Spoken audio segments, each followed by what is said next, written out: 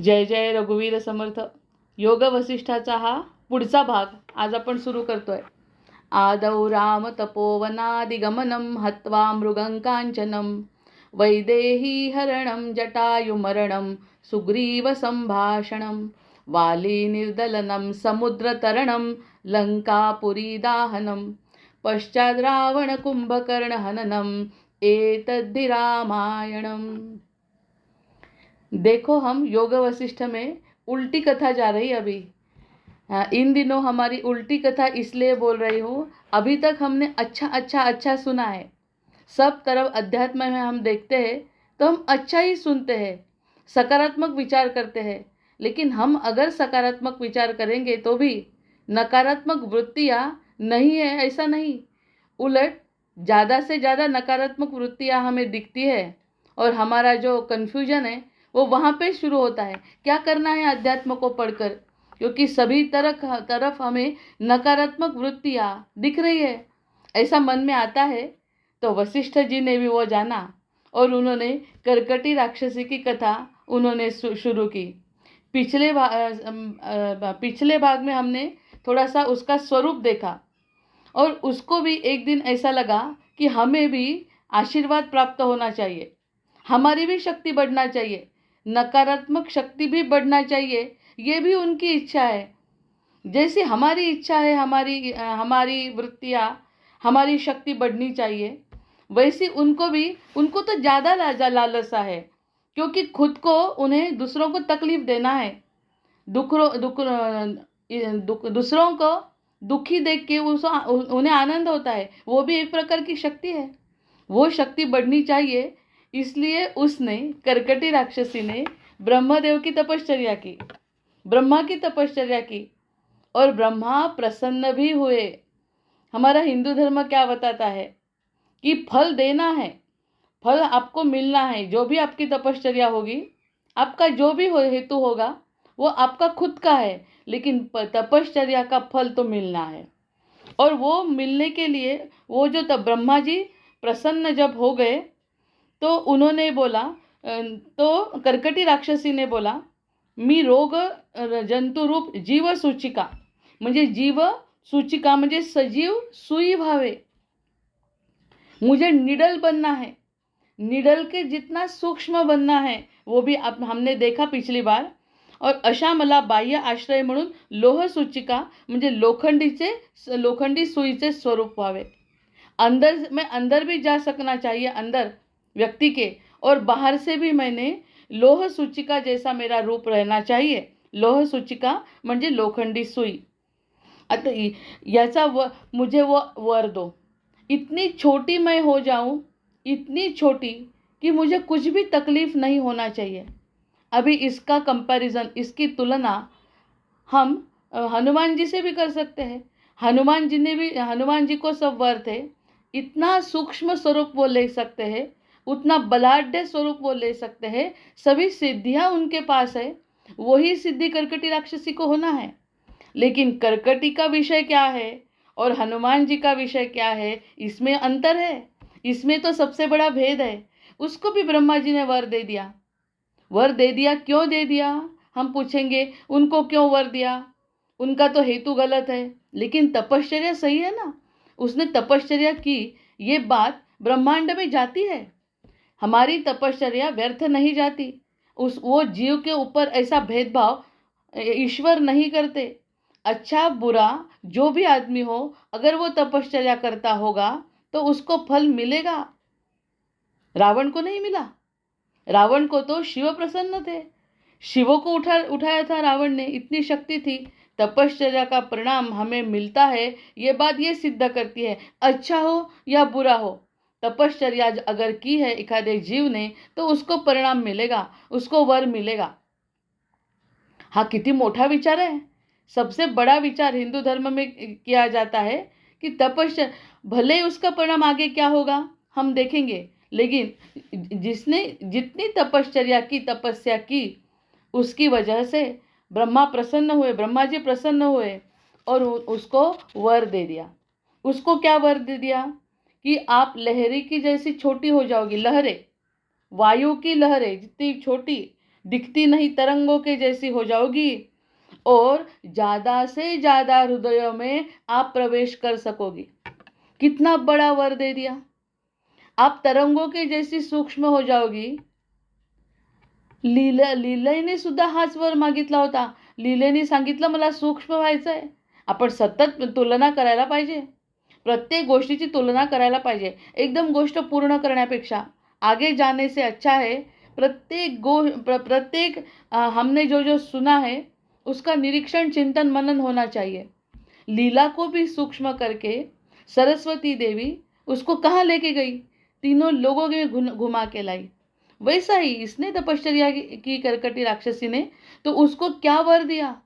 उसको वर दिया लहरी के समान बनोगी और हृदय में प्रवेश करोगी और किसी को दिखोगी नहीं, किसी को दिखोगी नाही. म्हणजे सुगंधाच्या लहरीप्रमाणे कोणाच्याही दृष्टीस न पडता मी जास्तीत जास्त प्राण्यांच्या हृदयात प्रवेश करीन आणि माझ्या इच्छेप्रमाणे सगळ्या जगाला ग्रासून टाकीन. जैसी मेरी मर्जी होगी.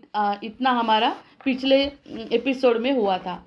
मेरी इच्छा जहाँ होगी, जितना होगा उतना मैं कर सकूंगी और इससे मेरी भूख शांत हो जाएगी. जो मेरी भूख है ना, क्योंकि थोड़ा थोड़ा खाती हूँ और आगे अगर एखादा भक्त आता है तो मुझे उसे छोड़ना पड़ता है. वो भक्त को मुझे छोड़ना पड़ता है. वो छूट जाता है. मेरी भूख अधूरी रहती है. किती भयंकर इच्छा आहेत बघा. इतक्या भयंकर इच्छा घेऊन लोक तपश्चर्या करतात आणि मोठ्या मोठ्या शक्तींचं वरदान मागतात आणि ते देतातही.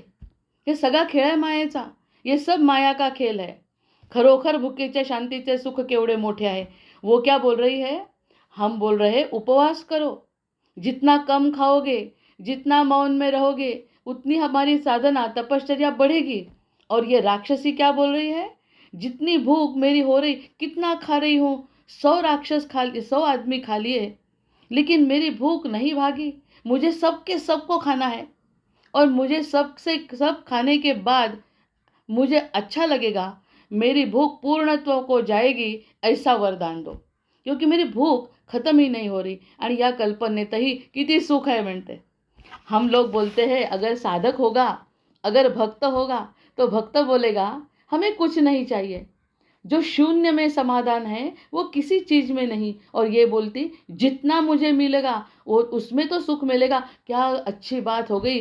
ब्रह्मा के सामने मैं आ गई और ब्रह्मा जी ने आशीर्वाद दे दिया ऐसा कि आप हृदय में कहीं भी जा सको.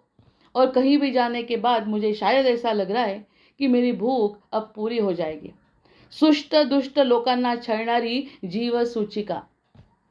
सुष्ट आणि दुष्ट, चांगल्या आणि वाईट, अच्छे और बुरे लोगों को छळणारी जीवसूचिका म्हणजे एक प्रकारची अशी छोटीशी वस्तू ती झाली. कशी झाली? रामा, सामान्यतः तपस्वी लोक शरीर कष्ट करून तपश्चर्या करतात. ती शुद्ध बुद्धीने स्वतःच्या आणि लोकांच्या कल्याणाकरता. मैं वही बोल रही हूँ. जो लोग अच्छे लोग होते हैं, जो सकारात्मक होते हैं, जिनकी ऊर्जा अच्छी होती है, वो क्या मांगते हैं कि शुद्ध बुद्धि से मांगते हैं खुद का भी कल्याण, औरों का भी कल्याण. ये हमारी परंपरा है. पण या राक्षसीच्या तपाचा उद्देश त्याच्या उलट होता. पर ये जो राक्षसी आई है सामने, उसका उद्देश्य कितना गलत है. इतना गलत है कि पूरे ब्रह्मांड को खा जाने की इसकी इच्छा है और तभी भी बोल रही है कि मेरी भूख कम नहीं हो रही. असो, आता याचे पर्यवसान कसे होत गेले ते ऐक. कैसा हो गया ये सब सुनो. राक्षसीने याप्रमाणे वर मागितल्यावर तथास्तु म्हणून ब्रह्मदेवाने तिला सांगितले, तू विषूचिका नावाची उपद्रवकारक सूचिका होशील. आपका नाम क्या होगा? विषूचिका. और आप सूचिका छोटी वस्तु बन जाओगी. और वर दे दिया, ये सब आपके जीवन में घटित होगा. मैं आपको आशीर्वाद देता हूँ. जो आपकी इच्छा है वो पूर्ण होगी. किती इंटरेस्टिंग है. अपन वाइटस हम अच्छा सुनते हैं, अच्छा विचार करते हैं, लेकिन वशिष्ठ के सामने राम ने जो प्रश्न किया था उसका उत्तर देते समय वो करकटी राक्षसी की कथा बता रहे हैं. इसका मतलब ये है खाली अच्छा ही नहीं, बुराई भी बढ़ रही है. बुराई का भी विचार करना चाहिए. वो बुराई का असर हो रहा है, इसलिए राम को वैराग्य आया है. राम को वैराग्य आया है, इसीलिए तो वो क्वेश्चन कर रहा है ना। वो वैराग्य का कारण ये बता रहे हैं कि खुद ब्रह्मा ने आशीर्वाद दे रखा है। ऐसे लोग बढ़ेंगे, जिनकी भूक बढ़ेगी ऐसे लोक बढ़ेंगे, और और आपल्या सूक्ष्म शक्तीच्या योगाने सर्व प्राण्यांचा संहार करण्यास समर्थ होशील। आणि आपको ऐसा वरदान देता हूँ, आपको ऐसी शक्ति प्रदान करता हूँ को आप सबको खा सकोगी। जे लोग शास्त्राने खाऊ नयेत म्हणून सांगितलेले निषिद्ध पदार्थ खातील, लेकिन उसमें एक बात बता दी कि जो कुछ खाना नहीं चाहिए, जो कुछ करना नहीं चाहिए, जो अच्छे लोग नहीं, जो मूर्ख लोग हैं, जो शास्त्र ने बताए हुए वैसा आहार वो जो नहीं करते, उनको नियम जो नहीं मानते, ऐसे लोगों के पाऊल ही टाकू नये। जहाँ जाना नहीं चाहिए वहाँ ये जो लोग जाते हैं, जो स्वभाव से ही दुष्ट लोग हैं, हे सगळं मराठीत वाचते, त्याचं वर्णन मी सरळ सांगते हैं। उनकी हिंसा आप कर सकती हो, आप उनकी हिंसा कर सकती हो, क्योंकि उसी टाइम भी 80% बुराई, 20% अच्छाई। तो उन्होंने बोला जो जो लोग, आपको वरदान देती हो, आपको 60% मिलता था, अब आप 80% तक जा सकोगी। मैं वरदान देता हूँ, कहीं भी जा सकोगी, अब दिखोगी नहीं किसी को।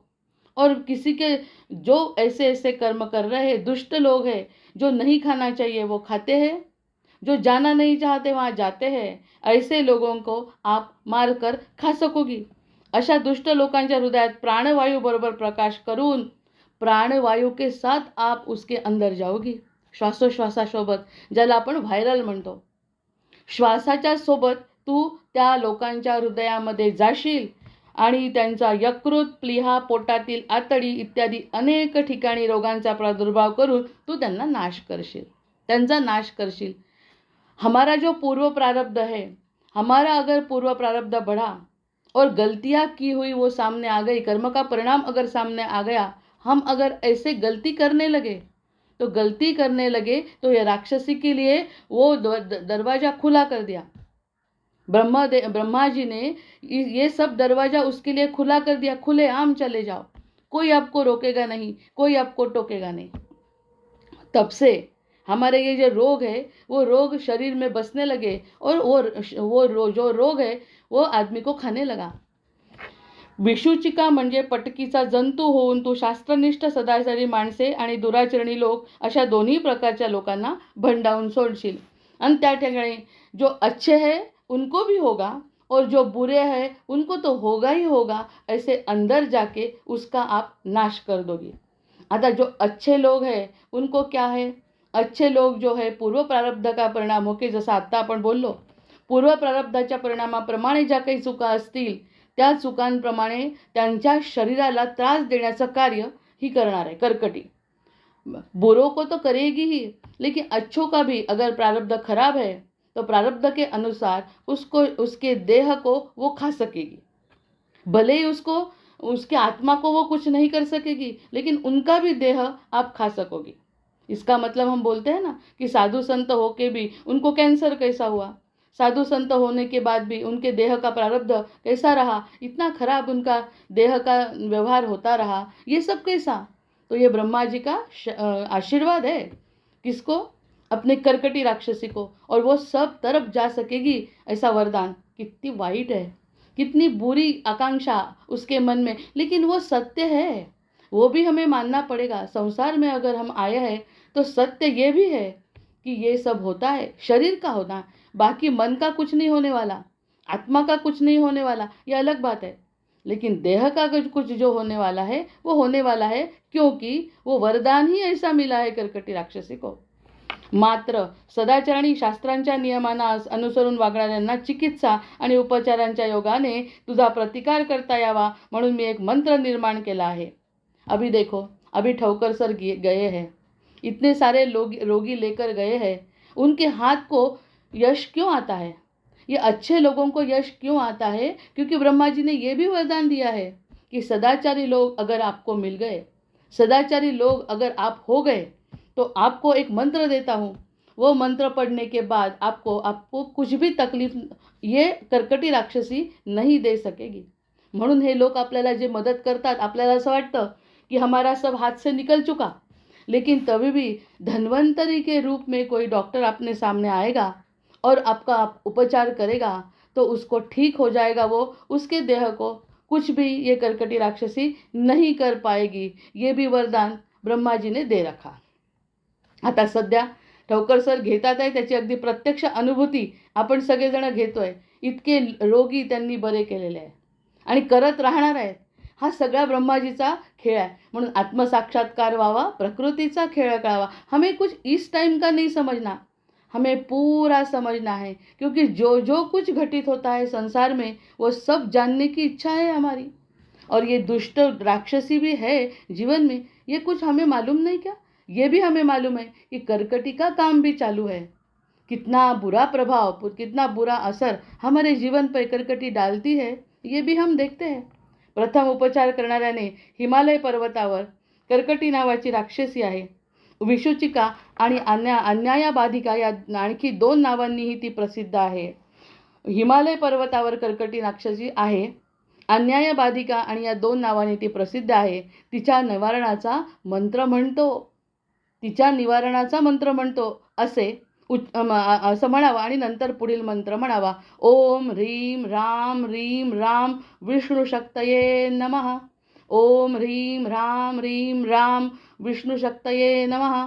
ओम नमो भगवती विष्णु शक्तिमेनाम। ओम हर हर नय नय पच पच मथ मथ उत्सादय दूरे कुरु स्वाहा।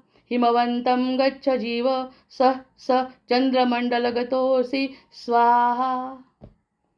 ठवकर सरांच्या म्हणजे समोर हा मंत्र झाल्यामुळे त्यांनाही या सगळ्या गोष्टींचा निश्चित माहिती असेलच, पण त्याचा फायदा होईल। किती योगायोग म्हणायचा हा।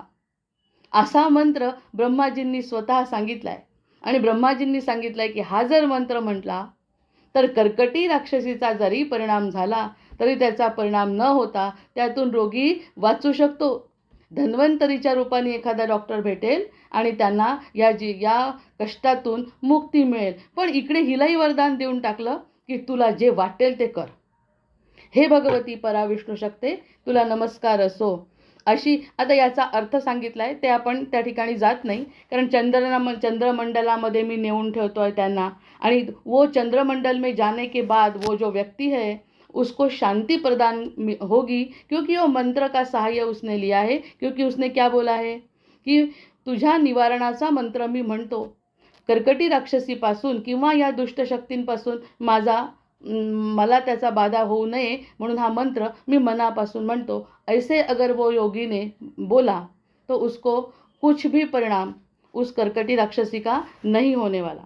अशा या अर्थाचा मंत्र भूर्जपत्रावर लिहून ते भूर्जपत्र रोग्याच्या डाव्या हाताच्या तळव्यावर ठेवावे आणि मंत्र म्हणत असताना रोग्यावर जलाने मार्जन करावे, जल शिंपडावे। देखो मैं क्या बता रही हूँ, नकारात्मक शक्ति कार्य कर रही है, नकारात्मक शक्ति वरदान मांग रही है और वरदान भी ब्रह्मा जी ने दे दिया। उसी टाइम ज़्यादा किस पर बोल रही है?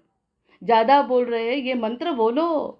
ये कर्कटी की राक्षसी का प्रभाव होने वाला है सबके ऊपर, लेकिन ये मंत्र बोलो। भूर्ज पत्रों पर ये मंत्र लिखो, उसके हाथ पर रखो और जल से उसका मार्जन करो। मंत्र म्हणत असताना म्हणणारे त्या मंत्ररूपी मुद्गराच्या म्हणजे हातोड्याच्या प्रहाने राक्षसी ठेचली गेली आहे आणि मोठमोठ्याने ओरडत ती हिमालयाकडे पळत सुटली आहे असं म्हणा। ये मंत्र बोल के उसके हाथ के ऊपर वो पत्र रख के वो जो मंत्र श्रद्धापूर्वक मंत्र बोलने के बाद ऐसा बोलो कि ये मंत्र का प्रभाव हो चुका और कर्कटी राक्षसी हिमालय के ऊपर निकल गई। तसेच मंत्राच्या अर्थाप्रमाणे रोग्याची अवस्था बदलत जाते। जैसा जैसा रोगी मंत्र बोलेगा, जैसा जैसा असर होगा, वैसा वैसा रोगी की अवस्था ठीक होने लगेगी। तो शांत व्याधी मुक्त झाला आहे असं चिंतन पण करावं। आजचा तर पूर्ण एपिसोड यांच्या प्रोजेक्टवरती समर्पित आहे असं म्हणायला हरकत नाही। ठवकर सरांच्या प्रोजेक्टवरच समर्पित आहे। ये मंत्र बोलने के बाद, हे योग वशिष्ठातच लिहून ठेवलं आहे। ये मंत्र बोलने के बाद ऐसा बोलना है रोगी को ऐसा बोलना है ये सब खत्म हो चुका, कर्कटी वापस चली गई और अब हम शांत और व्याधि मुक्त हो चुके। बघा, वर देत असताना उन्होंने जो वर दिया वो वर दिया दुष्ट बुद्धि को और बता रहे हैं हमें अच्छा क्या होगा। इसमें से अच्छा कैसे निकलना है बाहर, ये भी मंत्र ब्रह्मा जी ने दे चुका। अभी तक जो हम सकारात्मक सोचते थे, सकारात्मक बात जो लीला ने मांगी थी सरस्वती देवी को, तो उसमें ऐसा गलत काम कुछ बताया नहीं, क्योंकि जो सीधा सीधा है, सकारात्मक है, वो सकारात्मक दृष्टि से हम आगे जा रहे थे। वहाँ पे कभी भी दुष्ट शक्ति का नाम भी नहीं आया। लेकिन जैसा दुष्ट शक्ति ने ब्रह्मा जी को वरदान मांगा, तो ब्रह्मा जी ने वरदान देने के बाद ज़्यादा कैसा उससे दूर रहना चाहिए, ये मंत्र दे दिया, जय जय रघुवीर समर्थ। यही सद्गुणी प्रवृत्ति का प्रभाव है। जो सद्गुणी व्यक्ति होता है वो होना है तो होने देता है, लेकिन क्यों कैसा हम रोक सकते हैं उसको, उसकी गुरु किल्ली भी बता देता है।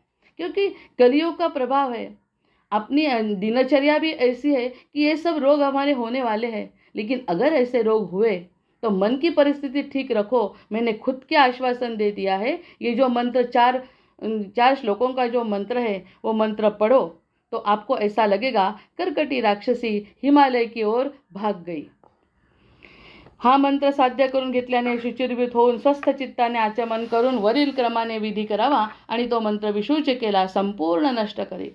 वो जो मंत्र है वो विषुचिका, किसी भी प्रकार का रोग अगर हमें सताता है, म्हणजे आता रोगाची राक्षसीन कोण, तर कर्कटी राक्षसी। कर्कटी अगर भगवाना चाहते हैं उसको, उसका पलायन होना चाहिए ऐसा लगता है, तो हमारी मनस्थिति पक्की करके शुचिर्भूत होके ऐसा ये जो मंत्र बोलने के बाद आपको सब स्वस्थ हो जाएगा। ये भी आशीर्वाद नहीं, ये भी बात ब्रह्मा जी ने बता दी। ये किसको बता रहे हैं? राम को। क्यों बता रहे हैं? क्योंकि राम को वैराग्य है। क्यों वैराग्य है? क्योंकि इतने दुखी लोग दिखते हैं उसको। कोई दरिद्र है, किसी को व्याधि है, किसी को रोग इतने बढ़ गए हैं कि वो जी नहीं सकता। ऐसे लोगों को देखने के बाद ही तो राम को वैराग्य आया था। वो वैराग्य क्यों आया, इसका भी एक उदाहरण देके हमें वशिष्ठ जी बता रहे। रामा चिदाकाश स्वरूप असणाऱ्या ब्रह्मदेवाने अशा रीतीने हा मंत्र उच्चारल्याबरोबर आकाश संचारी सिद्धांनी तो ऐकला आणि ग्रहण केला। देखो सिद्धि कैसी प्राप्त होती है। सिद्धि प्राप्त होना यानी जो कुछ ब्रह्मा जी ने कहा वो सब ब्रह्मांड ने सुना। और यही तो खासियत है सत्वगुण की। सत्वगुण, ब्रह्म म्हणजे सत्वगुणाची पराकाष्ठा, ब्रह्मदेव म्हणजे सत्वगुणाची पराकाष्ठा आणि त्या सत्वगुणांनी उच्चारलेला। आता बघा, सोना है, सोना जो मूल स्वरूप में सोना, अगर मूल स्वरूप में सोना और ब्रह्मा जी की तुलना की जाए तो ब्रह्मा जी यानी मूल सोना, और उन्होंने जो बोला वो ब्रह्मांड क्यों नहीं सुनेगा? क्योंकि ब्रह्मांड ही उनकी निर्मिति है। विष्णु ने किसको बताया निर्मिति करने के लिए? ब्रह्मा को काम कर। ब्रह्मा ने जो निर्मिति की तो उसकी निर्मिति है। उसके निर्माता अगर कुछ बोल रहा है, निर्माता ने बताया, ये जो मंत्र है वो सिद्ध है। वो चिदाकाश रूप ब्रह्मांड ने सुन लिया, और उसने खाली सुना नहीं, वो ग्रहण भी किया। हे मला का सांगायचं आहे महत्त्वाचं, कारण ये जो मंत्र है वो सिद्ध मंत्र है, क्योंकि बोला है ब्रह्मा जी ने और सुना है ब्रह्मांड ने, और खाली सुना नहीं है, वो ग्रहण भी किया है।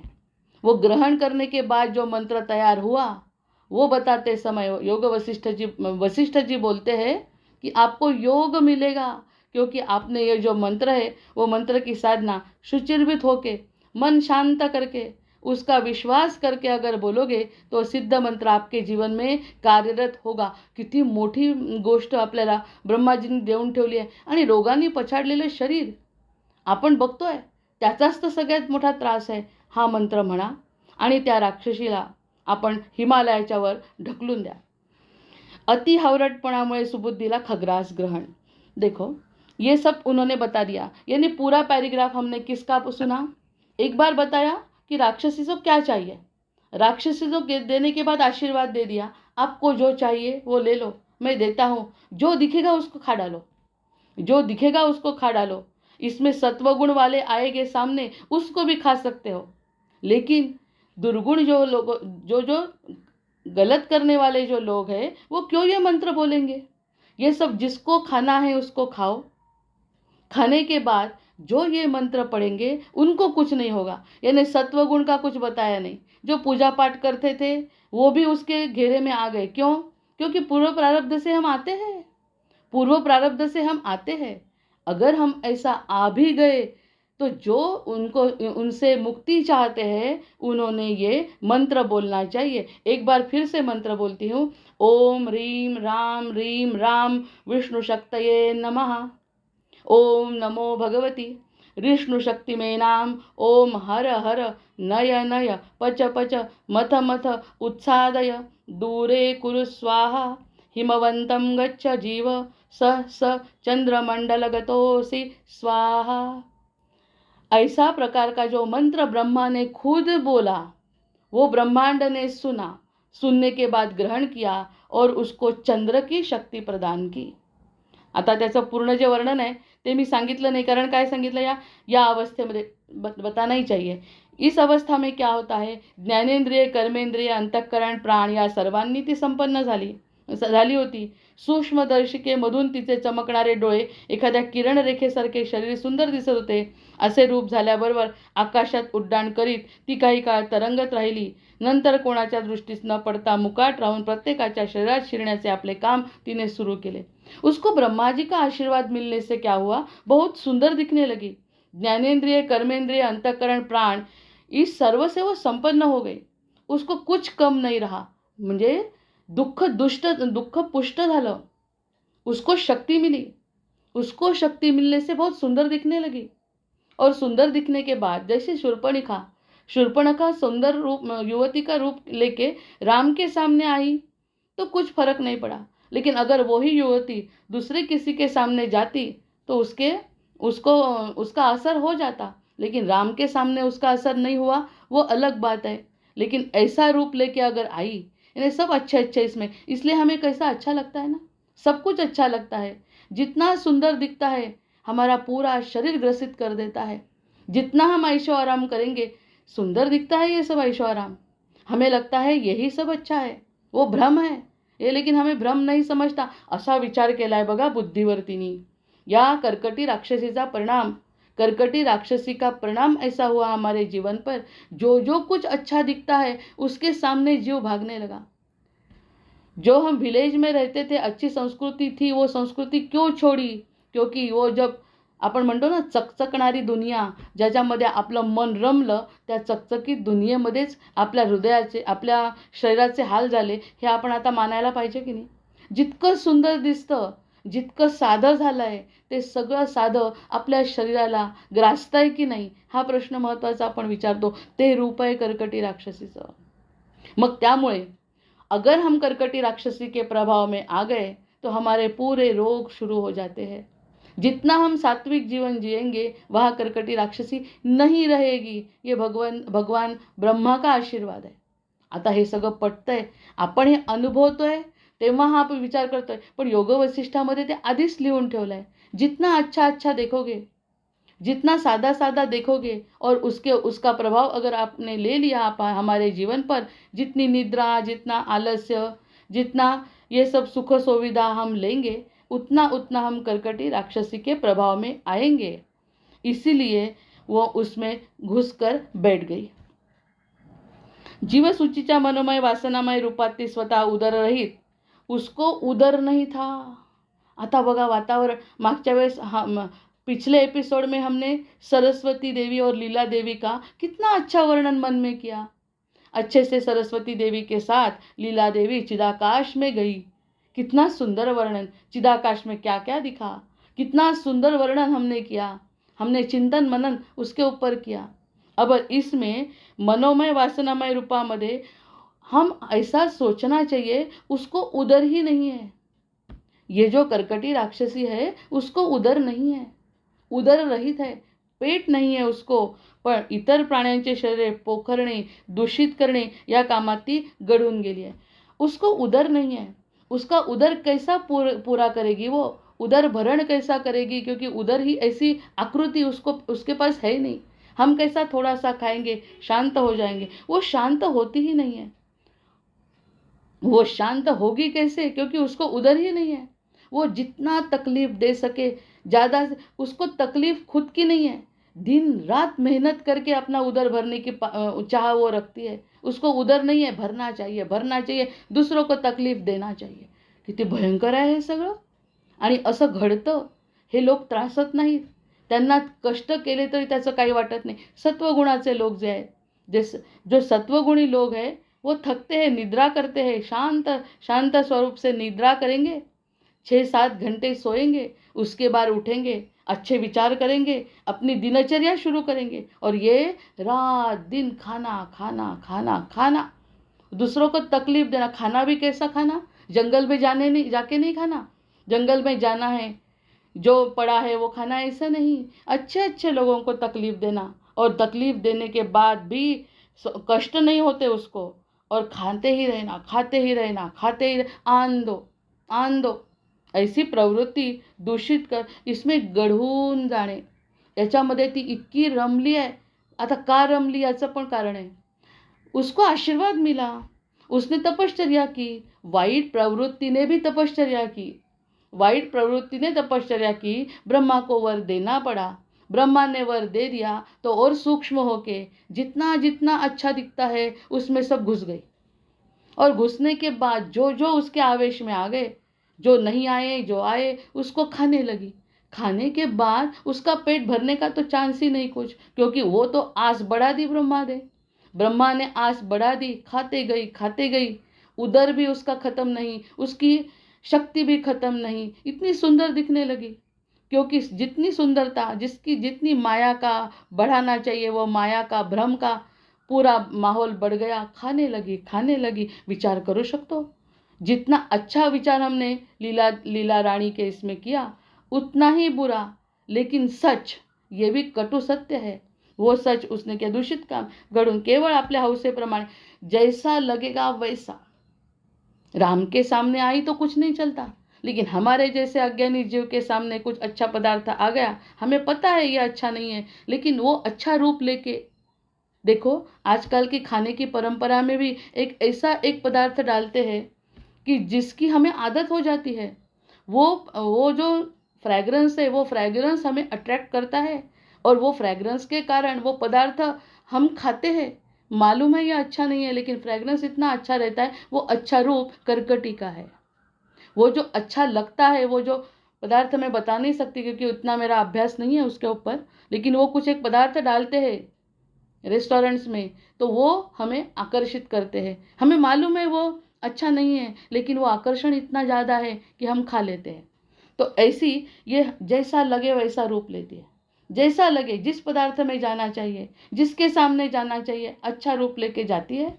और वो रूप का अट्रैक्शन होके, आकर्षण होके, हिंसा करके आपकी अपनी तृष्णा पूर्ण करने का काम उसने शुरू किया. अभी तो पहले उसका खुद का स्वभाव वैसा ही है, लेकिन अभी तो ब्रह्मा का आशीर्वाद लेके निकली है. तो हमारे सामने अगर आई तो हम माया मोह में इतने ग्रसित है कि अच्छा कुछ नहीं दिखता. वो अच्छी लगती है, उसके पीछे गए, हम भी पीछे गए, वो खाती गई. हम पीछे गए, वो खाती गई. बाप रे, किती भयंकर शृंखला आहे ही. पण त्यांनी मध्ये थोडंसं आपल्याला सांगून दिलं की ऐसा ऐसा करेंगे तो उसके मोह जाल में मत फंसो. वो ऐसी अलग अलग रूप लेके आपके सामने आएगी. जितना जितना अच्छा सोचो, जितना अच्छा लगता है, सीधा सीधा लगता है. मला याच्यात मराठी जास्त चांगलं सांगता आलं असतं, पण आता हिंदीमुळे मला थोड्याशा मर्यादा येत आहेत. की जे आपण मार्बल, ज्या ज्या काही गोष्टी म्हणतो की ज्या अतिशय आपल्या शरीराला चांगल्या वाटतात, त्या प्रत्यक्षात चांगल्या नसतात. या सगळ्यांची रूपं घेऊन, म्हणजे जे आपल्याला सुखसोयी दिल्या आहेत ना, त्या सुखसोयींमध्ये कर्कटी राक्षसी बसली आहे असं जर म्हटलं असतं जुन्या काळी, तर म्हणून लोकांनी म्हटलं शेणाली सावरवलेल्या ग्रहामध्ये राहा, गोमातेचा वास ज्या ठिकाणी आहे तिथे राहा, असे चांगले गुण आपण घेतले असते. प्रत्यक्षात ते कर्कटीच्याच आपण आश्रयाला गेलो नाही का. मग त्यामुळे ती आपल्याला खाणारच आहे. अशा प्रकारची मोठी गोष्ट या जुन्या म्हणजे पुराणांमध्ये सांगितली आहे. रामा नाही, अति हावरटपणामुळे सद्बुद्धीला खग्रास ग्रहण लागला. आता ये जो सद्बुद्धि है, अति हावरटपना, हमें और चाहिए, हमें और चाहिए, हमें और चाहिए, ये हमारे सद्बुद्धि को लगा हुआ ग्रहण है. और वो कर्कटी राक्षसी को क्यों हंसते हैं हम? कर्कटी राक्षसों का हंसने का हमें अधिकार है क्या? हम अगर इंट्रोस्पेक्शन करें, हम अगर खुद का विचार करें, तो हमें उसको हंस सकते हैं क्या? थोड़ा 5 मिनट हम चिंतन अगर करेंगे तो हमें भी तो वही लगता है जो कर्कटी को लगता है। मुझे और चाहिए, मुझे और चाहिए, मुझे नींद नहीं चाहिए, मुझे ऐसा खाना चाहिए जो मुझे जीवा को अच्छा लगे, जो मेरे पेट के लिए अच्छा है वो मुझे नहीं चाहिए, जो जो कुछ गलत काम चल रहा है वो मुझे बहुत अच्छा लगता है। अगर ऐसी वृत्ति हमारी हो गई तो वो कर्कटी की इच्छा है। कर्कटी को ऐसे ही तो लोग चाहिए। जितना ऐसा करोगे, आणि याच्यातून एक अशी आनंदाची गोष्ट मला जाणवते, जसं आपण म्हणतो जंगलामध्ये, जंगल में अगर हमने देखा तो एखादा जानवर अगर मर जाता है तो उसको कौन साफ करता है? वो जो पक्षी है, ज्याला आपण गिधाड म्हणतो, ते गिधाड स्वच्छ करतं की नाही? मग जो हम गलत करेंगे तो वो गलत करने के लिए साफ सफाई कामगार तो रखना चाहिए ना कुछ भगवंता ईश्वर ने। वो साफ सफाई कामगार यानी हमारी कर्कटी है। जय जय रघुवीर समर्थ। जो जो गलत काम करेगा वो उसके ही प्रभाव में रहेगा और उसका प्रभाव कुछ नहीं कर सकेगा कर्कटी के सामने। कर्कटी खा लेगी हमारे पूरी समाज की, हमारी जो जो गलत काम करता है उसका सफाया करने का काम कर्कटी का है। अब कर्कटी की भूमिका गलत है क्या? नहीं। जो जो कुछ प्रकृति में घटता है वो अच्छा रहता है। उधर जाना कि नहीं ये बात हमने तय करनी चाहिए। सच बात है ना? ये बात तो बहुत अच्छी से समझ में आ गई, क्योंकि जो जो गलत हम करते हैं उसका परिणाम हम भोगते हैं। ये तो हमने भी देखा। अभी ये जो योग वशिष्ठ लिखा है वो बहुत पुराना है। उस टाइम इतनी आदमी गलती नहीं करता था जो हम करते हैं। कर्कटी का प्रभाव तो ज़्यादा बढ़ गया अभी, कि कर्कटी का प्रभाव के अंदर हम हमारी हमारी जो सद्बुद्धि है उसको खग्रास ग्रहण लग गया। खग्रास, खंडग्रास नहीं, खग्रास। हमारे बुद्धि को उसने पूरा खा लिया और हमारी बुद्धि इतनी गलत विचार करती, गलत काम करती, हमारा देह इतना गलत काम करता है तो कर्कटी के पास जाते हैं। कर्कटी तो वही देखती है कहाँ यह ऐसा दिखेगा और मैं खा लूँगी, और उसको उधर नहीं है, उसको उधर नहीं है। इधर तो भी हमारा कुछ खत्म हो जाता है, लेकिन उसको उधर उसकी तृष्णा खत्म होने वाली नहीं है, वो थकने वाली नहीं है, वो थकती नहीं। आन दो, उसकी भी तृष्णा खत्म नहीं, हमारी भी तृष्णा खत्म नहीं। कहाँ रुकेंगे हम, कहाँ रुकेंगे? इसलिए ब्रह्मा जी ने आशीर्वाद दिया। अभी ध्यान में आ गया। इतना हम अगर गलत करेंगे कर्कटी बढ़ती जाएगी, उसकी भूख बढ़ती जाएगी, ऐसा कुछ होगा वो उन्होंने पहले ही समझा। रामा, ब्रह्मदेवापासून इच्छित वर प्राप्त झाल्यानंतर एखाद्या पर्वत शिखरासारखी उंच आणि प्रचंड शरीराची राक्षसी सूक्ष्म शरीर धारण करण्याच्या उद्योगाला लागली। जैसा ही उसको वर मिला, आता आपण कल्पना करू शकतो। आता याचं वर्णन ये हमें बताने की ज़रूरत नहीं, वो खुद हम कल्पना कर सकते हैं कि क्या गलत हो रहा है, गलत कहाँ हो रहा है, गलत क्या हो रहा है, ये सब हम कल्पना कर सकते हैं।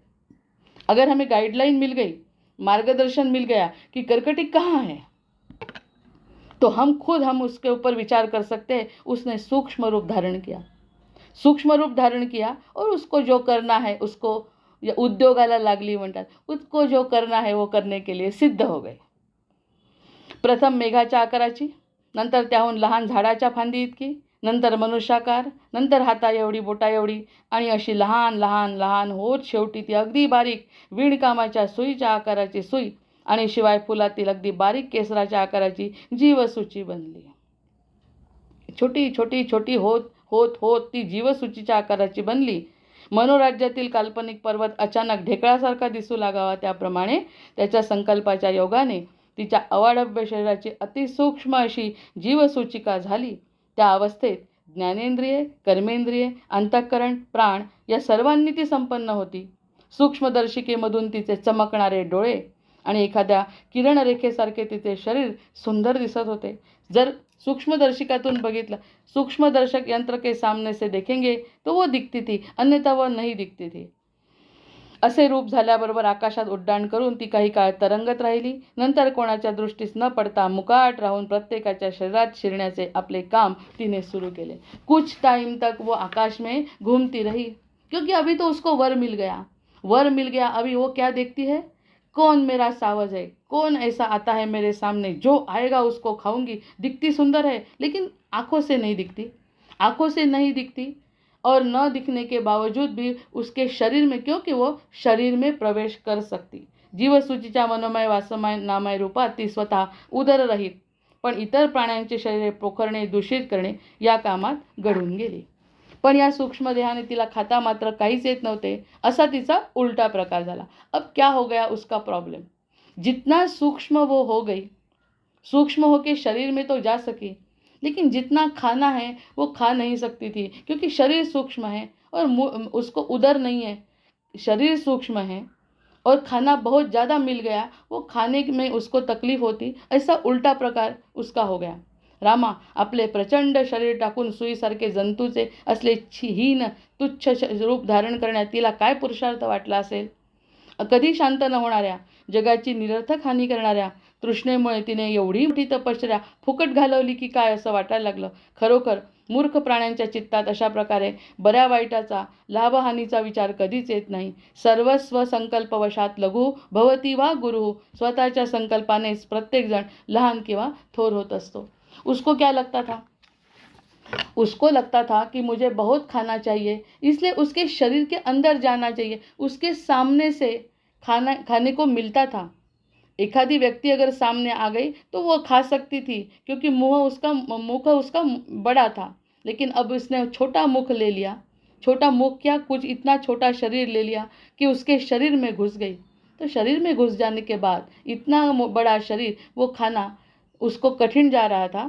तो ऐसा क्यों किया उसने. इसका उत्तर वो पूछ रही है. आपल्या तोंडापुढे धरलेला आरसा आपल्या उच्छ्वासामुळे धुरकट होतो व आपलेच प्रतिबिंब मलिन होते. त्याप्रमाणे इच्छित पदार्थाविषयी अंतःकरणात आग्रह, अभिनिवेश असलेल्या स्वार्थी मनुष्याची बुद्धी अगदी दूषित आणि मलिन होते. उसको वो समझा नहीं. मुझे खाना है, बस खाना है, जितना अंदर जा सकूँ उतना जाना है, ऐसा करके वो अंदर चली गई. कोणाशी कसे वागावे हे त्याला वो हमारे मन का भ्रम बताया है कि अगर हमें एखादा वरदान दुष्ट बुद्धि को मिल जाता है तो वो ऐसा हो जाता है, उसको समझता नहीं क्या करना चाहिए. अगर अच्छे व्यक्ति को वरदान मिला तो क्या करता है, वो ईश्वर की प्रार्थना करता है कि मुझे समाधान मिले और सबको समाधान मिले. ये सकारात्मक इच्छा, ऊर्जा, शक्ति उसकी बढ़ती है. लेकिन इसको, ये दुष्ट राक्षसी को अगर वरदान मिला तो उसमें समझ में नहीं आ रहा. और वशिष्ठ जी यहाँ पे बताते हैं कि जो हम माइंड विचार करेंगे वही हम बनेंगे. वो छोटी तो बन गई, लेकिन उसको थोड़े कष्ट होने लगे, क्योंकि खाना उसको कठीण जा रहा था. अति हावरटपणामुळे मनुष्याच्या सद्बुद्धीला खग्रास ग्रहण लागते ते असे. एखाद्या वस्तूवर आसक्ती जडलेल्या माणसाला स्वतःचा नाश गोड वाटतो, हे आश्चर्य नाही का. उसको अच्छा लग रहा है, छोटा हो गया है, मैं उसके अंदर जाके उसके तकलीफ दे रही हूँ, ये सब उसको अच्छा लगता है. क्षुद्र लोक नेहमी क्षुद्र फळासाठी धडपडतात. तो जो देखो यहाँ पे एक बहुत बड़ा संकेत है. अगर दुष्ट बुद्धि से अगर एखादी तपश्चर्या की और उसको अगर वरदान मिला तो उसको बुद्धि का काम शुरू होता है ना. इसलिए हमें बताया है कि बुद्धि को समर्पण करो. अगर हमारी एखादी शक्ति हमें जागृत करनी है तो बुद्धि समर्पित करो ईश्वर के तरफ और ईश्वर को बताओ कि जो आपको अच्छा लगते कर. यथा योग्यम तथा कुरु. आत्मसाक्षात्कार व्हावा, प्रकृतीचा खेळ कळावा. ऐसी बातें हम सकारात्मक लोग करते हैं अगर भक्त होगा तो. और ये ऐसे लोग क्या करते हैं, मुझे लगता है वैसा ही करना है अभी, क्योंकि वरदान तो मिल गया. अरे बुद्धि हमारी पूरी बड़ी नहीं है, बुद्धि मूर्खत्व के तरफ लेती है हमें, ये उन्हें समझ में नहीं आता. उसको जैसा लगे वैसा वो अपना डान्स उसने शुरू कर दिया. मोठी तपस्या करून कितीही पुण्य संपादन केले तरी दुर्बुद्धीचा मनुष्य स्वतःचा स्वभाव कधी सोडत नाही. लेकिन वो जो दुर्बुद्धि व्यक्ति है वो अपना खुद का स्वभाव छोड़ता नहीं और उसके ऊपर आशीर्वाद का भी कुछ परिणाम होता नहीं. आशीर्वाद का खाली हमें परिणाम लेना है, बाकी इसका सच्चा अर्थ क्या है वो उसे समझ में नहीं आता. ऐसी ये बात करके हम ये जो आख्यान है थोड़ा एक पॉइंट पर रुकते हैं, क्योंकि उसकी जीवसूचिकेची लीला वो क्या कर रही है आगे, ये हमारी उसकी लीला आगे हमें स्टार्ट होगी तो हम थोड़ा सा चिंतन उसके ऊपर करेंगे.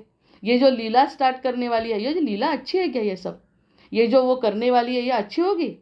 जो दिखा वो खाएंगी, उसको उधर नहीं है, वो बिना उधर की खाते जाएगी खाते जाएगी खाते जाएगी, ऐसा चित्र हम विचार करने की ज़रूरत नहीं, लेकिन हम कल्पना तो कर सकते हैं कितना भयानक रौद्र तांडव कोरोना के समय हमने देखा।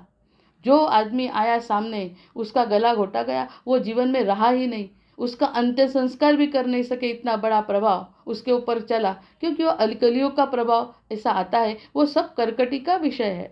ये जो दुष्ट बुद्धि, जो जिन्होंने ब्रह्मा जी को वरदान मांगा था, वो अभी भी जागरूक है, क्योंकि उसकी भूख कभी खत्म होती नहीं है। ये कर्कटी की खत्म हो गई। अगर हमारा आगे की जो कथा है उसमें कर्कटी को शांत कर दिया है। ये हमने थोड़ा सा सरप्राइज ट्विस्ट में बताती हूँ, लेकिन कर्कटी का वंश नहीं खत्म हुआ ना। जैसा रावण को मार दिया, रावण को राम ने मारा, और हम अभी भी रावण का दहन करते हैं, लेकिन रावण की वृत्ति जो है वो खत्म नहीं हुई ना। यानी उसका कर्कटी का तो उद्धार हो गया, क्योंकि उसने तपश्चर्या करके ब्रह्मा को वरदान मांगा था, तो कुछ ना कुछ अच्छा असर तो उसके जीवन में होगा ही, वो हो गया। लेकिन कर्कटी का वंश जो है वो नहीं खत्म हुआ।